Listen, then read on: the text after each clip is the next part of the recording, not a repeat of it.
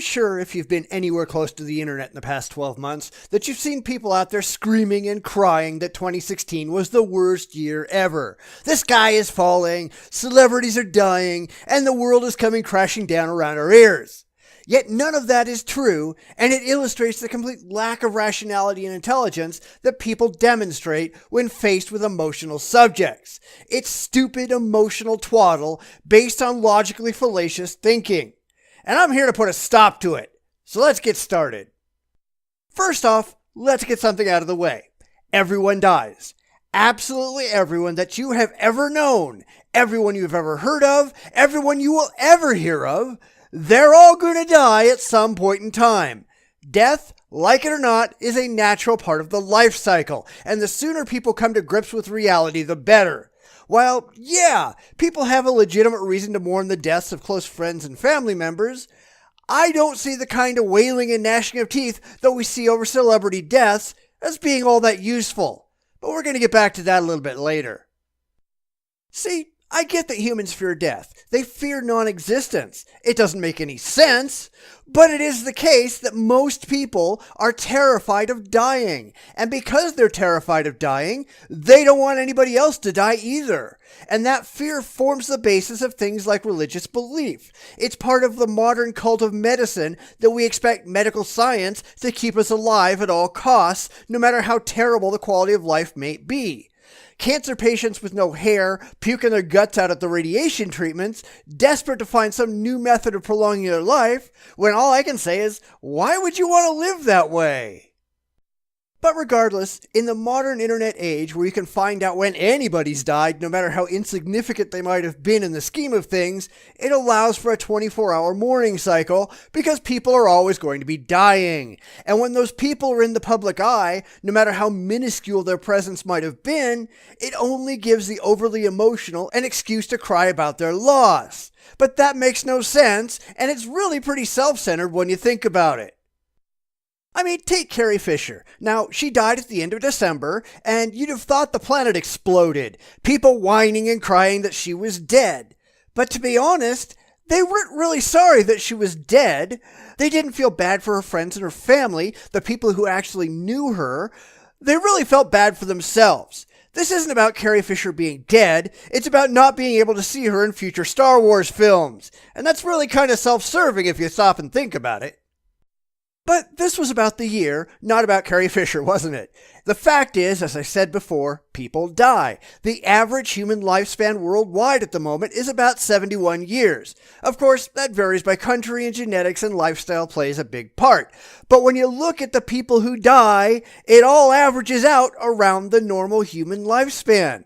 Sure, some people die younger and some die older, but it appears that the people who are the most vocal about this are the ones who can't get it through their heads that, average-wise, these people are dying, just the same as everyone else at about the same age as everyone else. There are some exceptions, of course. Anton Yelchin, the guy who played Chekhov in the new Star Trek movies, for example, died in a tragic accident where he was pinned by his car and asphyxiated. That's actually a legitimate tragedy. Someone who died young through no fault of their own. And then you've got like Angus Scrimm, the famous tall man from the Phantasm movies, who died at 89, and he was not a tragedy. He was just old. Old people die.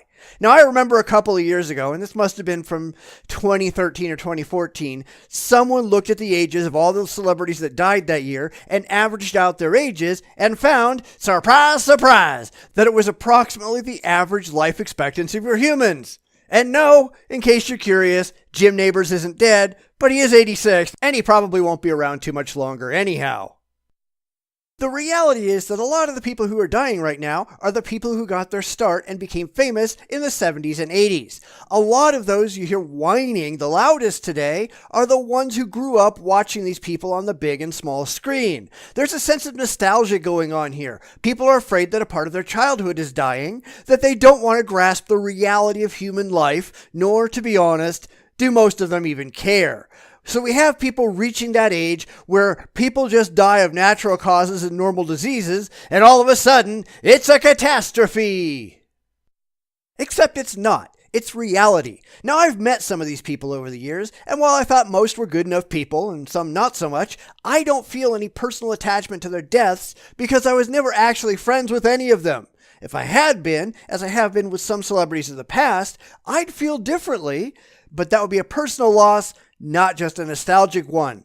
I don't care about what they did, I cared about who they were as individuals. But most people never knew these celebrities as anything but celebrities, and that's where I find the emotional outburst completely baffling.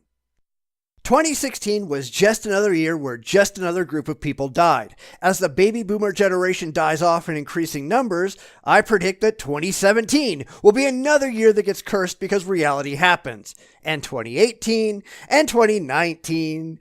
Claiming that it's the worst year ever is idiotic and completely without historical context. The Black Death killed 50 million people in 1347.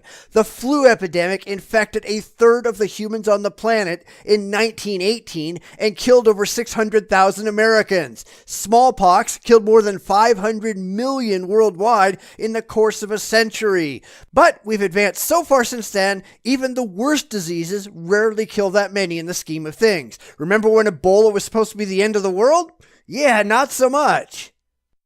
People need to rent some perspective. There was no curse of 2016. There was the curse of getting older and being alive. It's not going to be too long in the scheme of things before we're all dead. Do you think the planet is going to issue a collective wail for our memory? Me either. But are we any more or less worthy than the people whose job it is to make movies and music? I don't think so. People need to grow up and get a grip on reality and accept things as they actually are, not as they desperately wish they were. People die. Get used to it. It's not going away anytime soon.